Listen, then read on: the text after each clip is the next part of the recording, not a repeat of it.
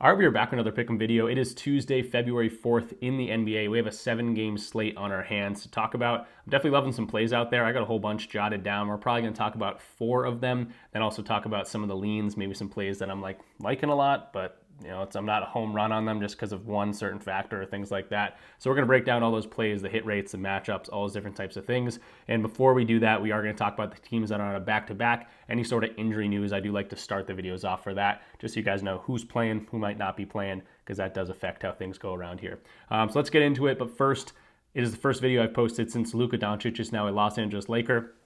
I'm completely dumbfounded. I was in shock when I read the news. Just absolutely wild. It's going to be weird to think that in 5 years from now, when you think of Luka Doncic, you're going to think of purple and gold in the Los Angeles Lakers. We probably will, we're not going to forget about the Mavs, but it's going to slowly start feeling like he's more and more a Laker. It's just weird to me. I think it's a horrible trade.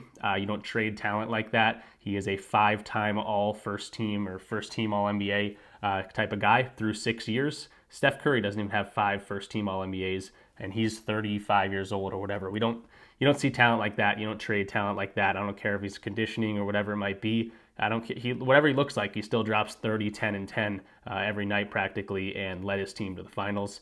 And then they kick him out the door. He loses a whole bunch of money. That's just my thoughts on it. AD is a great player.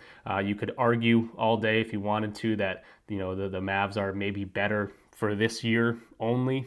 Maybe next year. I don't agree. The Lakers obviously have to can do some more changes to get in the center, things like that. But it's just absolutely wild to think that Luka's going to be a Laker probably for the rest of his career. And, hats off to them. I like Luka and I'm a Celtics fan, so it's going to be weird seeing him and probably rooting against him from here on out. So that's my take. Definitely let me know in the comments down below. It's just I don't even know what else to say other than it's weird. And I can't wait to see him on the court, honestly, just because it's cool. But yeah, that's my thoughts. But let's get into plays. But before that, let's talk about the injury news and the back-to-back sets. All right, so for those teams on a back-to-back, it is the Rockets, the Pacers, the Knicks, and the Blazers. Always point this out because don't be surprised if someone pops in on the injury report, whether it's due to rest or because of an injury flaring up overnight. That just always seems to happen in terms of back-to-backs. And also some players play poorly on back-to-backs. Some players play fine on back-to-back. So I do like to point that out for you guys. And there's 4 teams in that situation for today's games. For the Mavericks and the Sixers, still weird to see this. Anthony Davis on the Mavericks injury report. He's not going to be making his debut today, but Max Christie is not on the injury report. So Max Christie coming from the Lakers could be making his debut. Not sure how many minutes he's going to play. Going to be a difficult read there, but just keep in mind he might be in the rotation. Lively and Powell also out for this team. So center rotations pretty much Gafford. PJ Washington will probably slide in there as well. He's been rebounding well. He's been scoring well. So just keep that in mind. And then for the 76ers, Joel Embiid is a game time decision. Drummond's also a game time decision here. So they could be getting a little bit more healthy. Embiid and Drummond have been ruled out most of these games, days before. So it's good to see them on the injury report as a game time decision, and also makes me think they could potentially be returning today in this game. So just keep that in mind. The Sixers might be getting a little bit more healthy. I don't expect Embiid to score 35 points and play 35 minutes, but he could be getting 20 minutes or whatever it might be in terms of working him back in the rotation, or he couldn't play. As of this point, he's a game time decision. Just keep an eye on him. For the Celtics and the Cavs, this is hopefully the best game of the night for my Celtics. We played each other twice already. We split the season series so far. Okoro and Dean Wade out for the Cavs, but starting lineup seems to be ready to go. No notable injuries for the Celtics just yet. For the Rockets and the Nets, Sengun did not play yesterday, so he is a game time decision for today. He's been dealing with a calf strain. I hope he plays because he's got a pretty good matchup in this one, and I think there's a pretty good spot to bet on his points line. So keep an eye on Sengun going up against the Nets here. But again, he might not play. Jabari Smith Jr. and Fred VanVleet still out for this team. So they're a little bit shorthanded, and they're on a back-to-back. So potentially a closer game here against the Nets than you might expect. And also the Nets beat them a few days ago. So could be a good one there. For the Nets, still a whole bunch of injuries. I expect D'Lo to be in that pick and roll action and be able to score the ball as well today in this one. So just keep an eye on D'Lo. I think he's got the best matchup. But Bogdanovich, Clowney, Johnson, Lewis, Simons, and Cam Thomas all out for the Nets. For the Knicks and the Raptors, again, Knicks on a back-to-back. I'm putting Mikal Bridges in the game time decision slot here because he did roll his ankle pretty badly, but he continued to play. He has not missed a game in pretty much since high school or something crazy, but he turned his ankle pretty badly, and they're on a back-to-back set. Could be the first game he misses, but he is an Iron Man. I wouldn't be, surprised at all if he goes out there and somehow still plays. OG Anunoby didn't play yesterday, so he's going to be a game time decision today as well. And then Mitchell Robinson's still out for the Knicks. For the Raptors, Chris Boucher and Jaylen Brown, Bruce Brown, game time decisions. For the Heat and the Bulls, Duncan Robinson, Jimmy Butler is suspended, but Duncan Robinson's a probable tag. Jimmy Butler obviously out. Josh Richardson still out.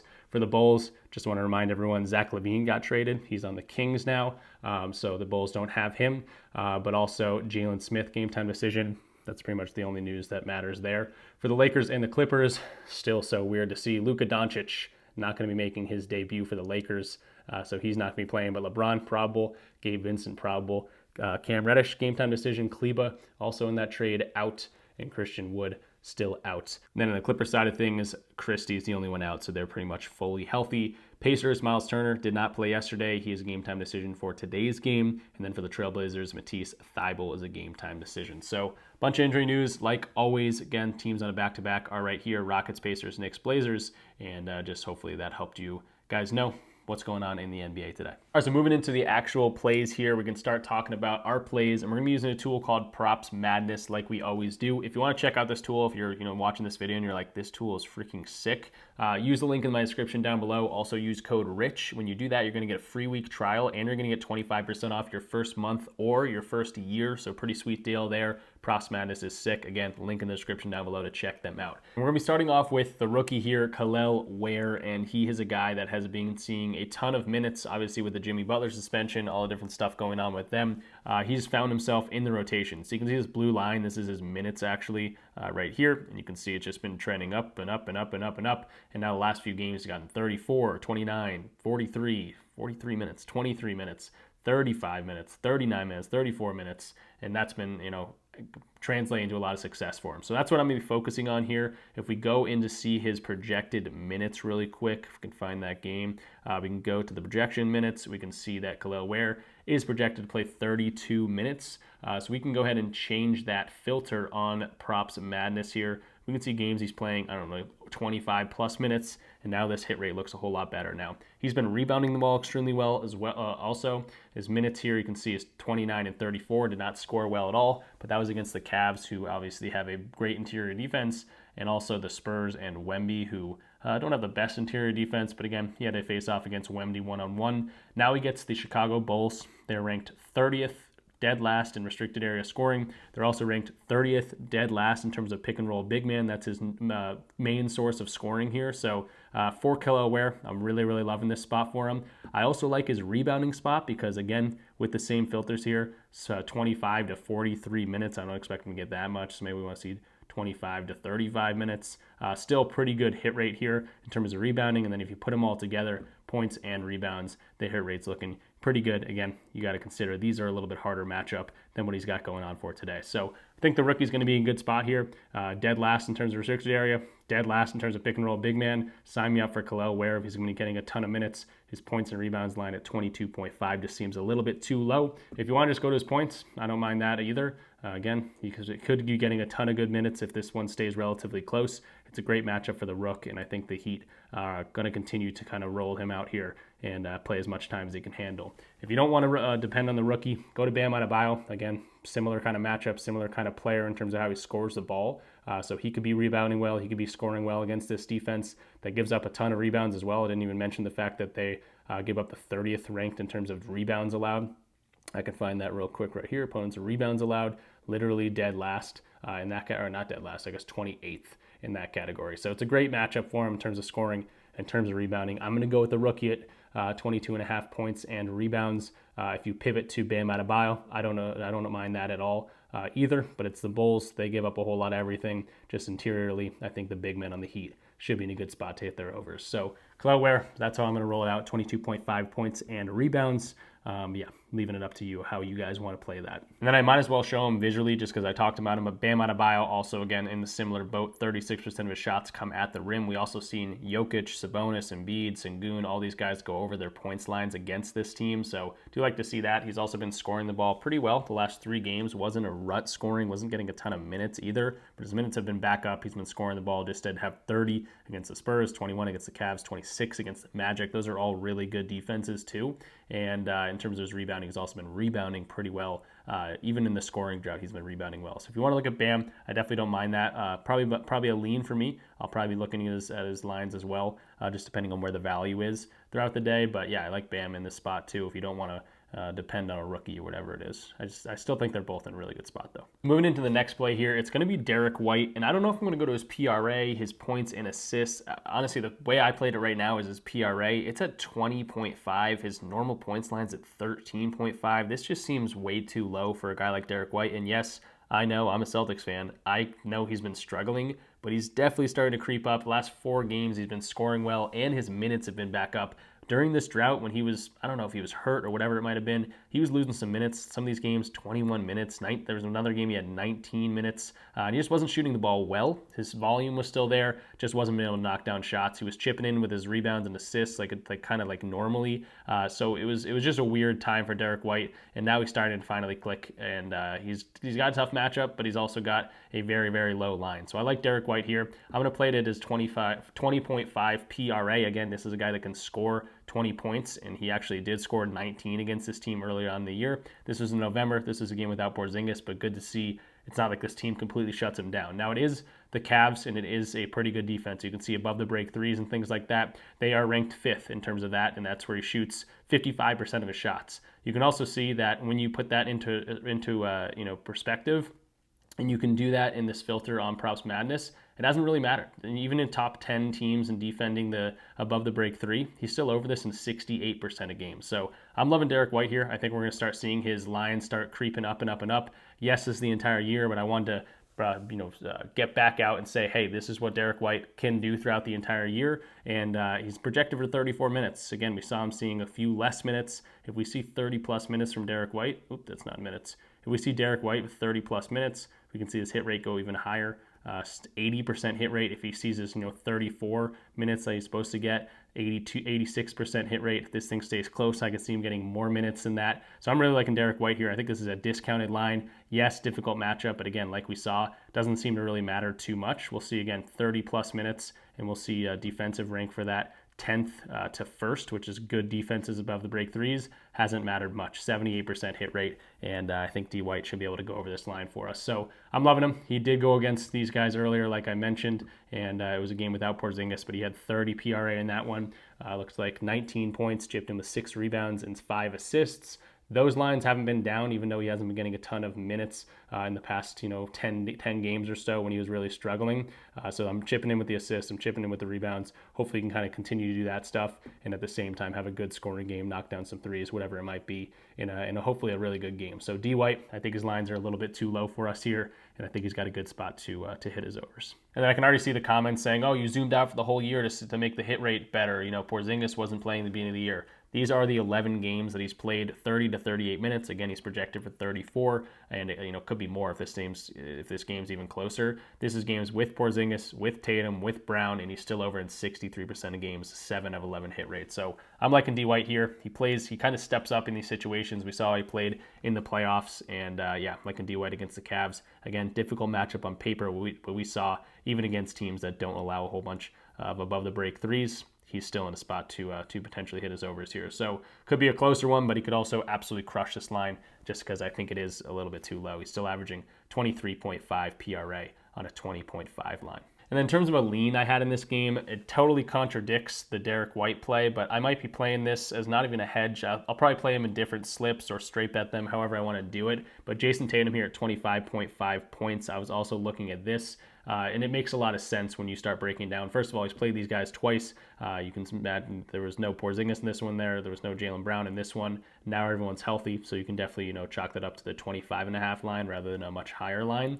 But the way they play defense is they, take away above the breaks, they lock down the interior, but they also are dead last in terms of isolation, and we know Jason Tatum likes to play ISO ball. So 6.8 points a game come from ISO from him. That's 21% of his, his bag, his package, whatever you want to call it. And it makes a whole lot of sense that if they do take away this above the break 3, especially for a team like the Celtics, guys like Pritchard, guys like even Derek White, guys like Porzingis, guys like Hauser are going to be less effective, and they're going to make Jason Tatum, score and beat them one-on-one. So 25.5 points for Jason Tatum, and you can see teams that do take away that above the break three pretty consistently. So again, I'll go to top 10, let's say, teams.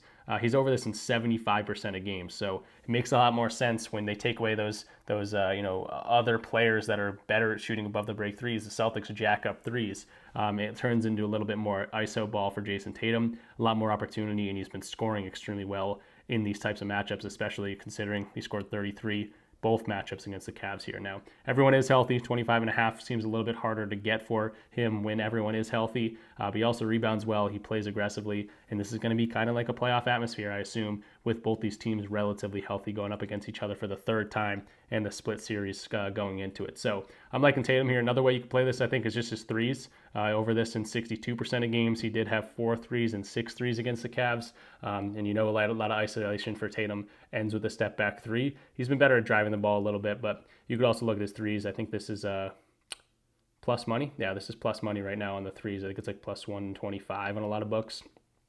So yeah, take a look at his plus money on his threes, but also his points at 25.5. Definitely a solid lean here as well. And then on the other side of the court, spending a little bit more time on this game specifically, just because I think it's the game of the night and people might want to bet on it here.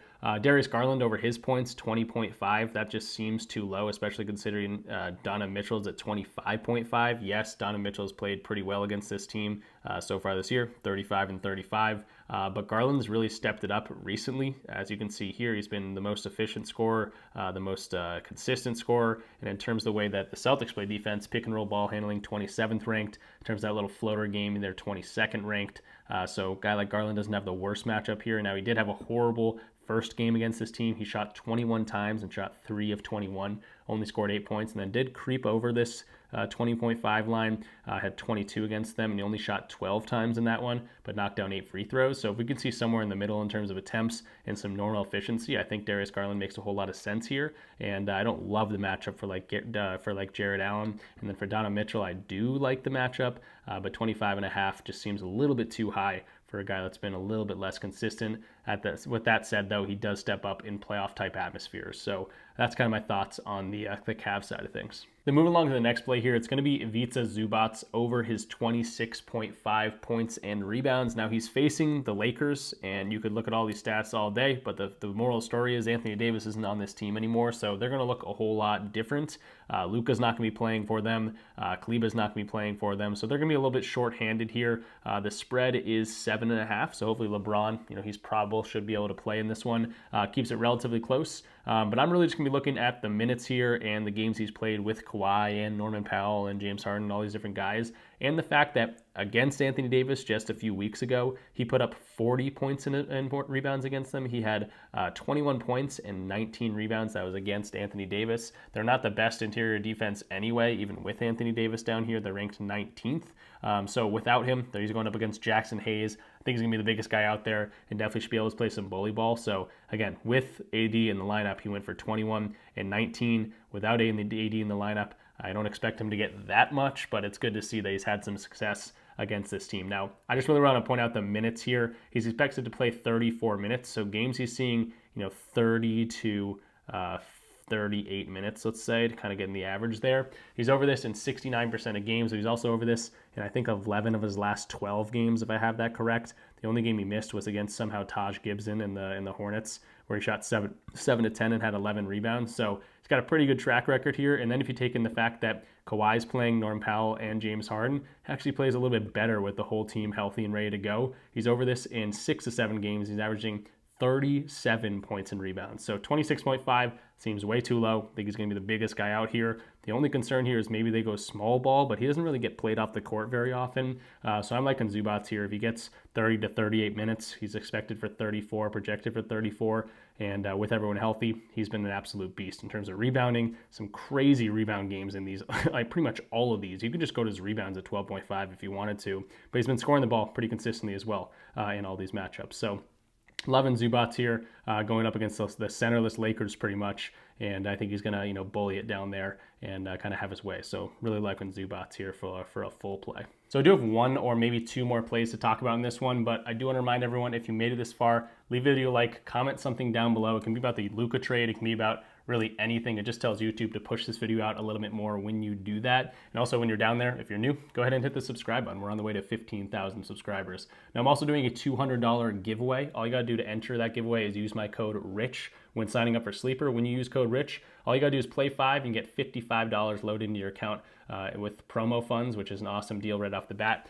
Also, again, when you use my code, let me know in the comments down below or let me know in the Discord. Just say, hey, use your code RICH, here's the screenshot. That will enter you into the giveaway that I'll be doing right after the Super Bowl. Also, last year's Sleeper gave us an awesome discount for actually a free play, protected play for the Super Bowl. So I'm kind of expecting something similar to that. I haven't confirmed, they haven't told me anything about that, but kind of expecting something like that. So want everyone to be on Sleeper to be able to take advantage of that. It's an awesome app. They give us discounts every Wednesday and Sunday. It's very similar to a sportsbook or DFS site like PrizePicks or something like that. But they have a whole bunch of different lines that you can mess around with. So it's definitely a fun app. It's a good way to get into a $200 giveaway. And there's not a whole bunch of people just yet in the giveaway that I can confirm, because some people have signed up and I don't know who they are because they didn't comment or they didn't hit me up in the Discord. So you have a pretty good chance of winning this thing if you do want to take advantage of that.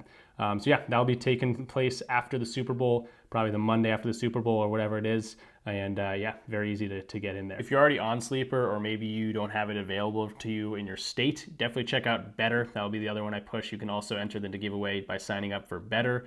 We just hit this over on Betr today. It was a 20x play, which is pretty sweet. They give discounts every single day, which is awesome. And I do have a $10 entry limit on the discounts, but I'll take a 20x any day of the week, and a lot of people will be able to tail this. So Betr is one that we play every single day because of those discounts, of course, and they definitely have some decent market value out there as well. So Betr, sign up using code RichPicks. It's not Rich, it's RichPicks for Betr. And again, you got to let me know in the comments or in the Discord. Say, hey, I use your code. If you let me know in the comments, I'm going to say join the free part of the Discord.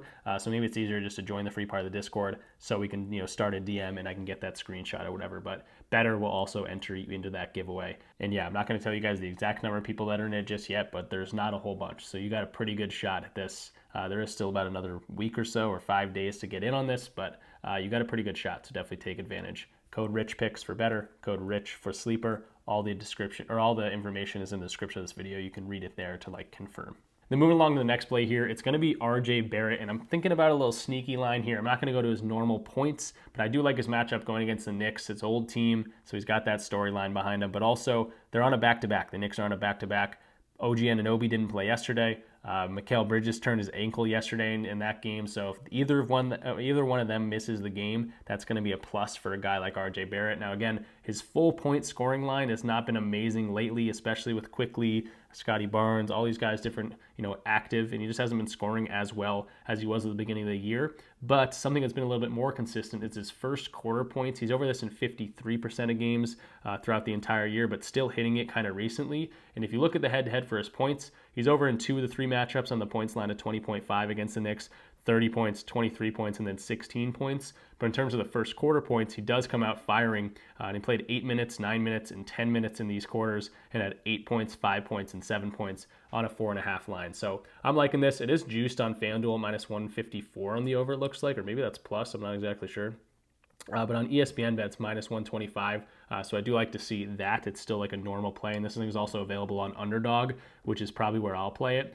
So his first quarter points looking pretty good. Again, I'll back this out just so it's not just showing the head-to-head. Over in 53% of games, he's also home, where he's been a little bit more consistent this year. Over in 60% of games. If you also want to point out the fact that he is going up against a team that has allowed scoring to his position or similar players, pretty consistently. 58% of games or 58% of players play like him have gone over the points line. So I do like to see that as well. And then also the fact that he's playing with everyone. He's playing with Scotty Barnes. He's playing with Grady Dick, Emmanuel Quickly, Jakob Poeltl. With all these guys playing, he's still over this in 4 of 6 games. In the 2 games he missed, he had 4 points in each of those, and he only played 7 minutes. So the last 2 games, the most recent one, February 2nd, January 31st, he played 8 minutes and 12 minutes with all those guys active. So against his old team, I think he comes out hot, is aggressive right off the bat, and does the scoring in the first quarter. So not something I typically go to on these videos, but I did see a little bit of an edge here in the 4.5 first quarter points for RJ Barrett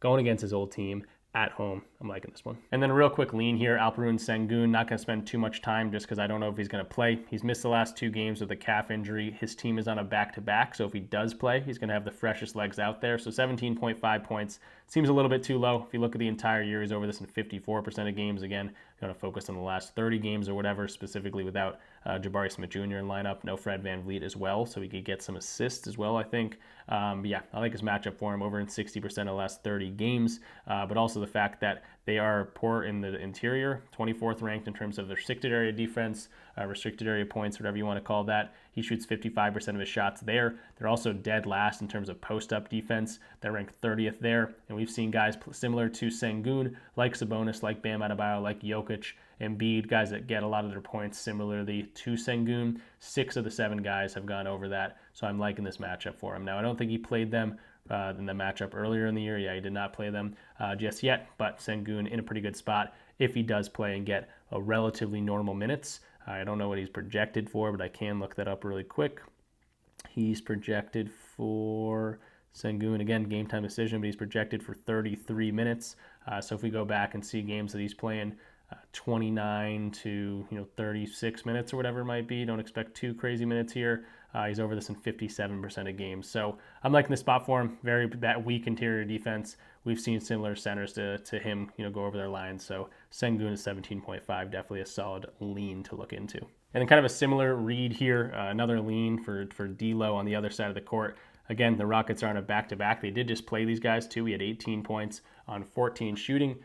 14 field goal attempts. He's been scoring pretty well. Did have a dud here against the Hornets, but the main thing here is going up against the Rockets. They stay home on their defenders. They don't allow spot-up shooting. They're ranked 2nd in spot-up shooting. They do make pick-and-roll ball handlers, guys that handle the ball, beat them one-on-one, which is why they're ranked 29th in terms of defense against pick-and-roll ball handling. That's how D'Lo scores most of his points. And you can also see similar players to him, 5 or 6 straight games of guys going over, including D'Lo himself, but Pritchard, Monk, D. White, Pritchard again, all hitting their lines, and really just point guards in general. A lot of these guys are able to go over their lines against them because they stay home on shooters. They make you beat them one-on-one. And D'Lo, again, had 18 points against his team just a few days ago. So I'm liking his spot. In terms of the other guys, Keon Johnson, Zaire Williams, these spot-up guys.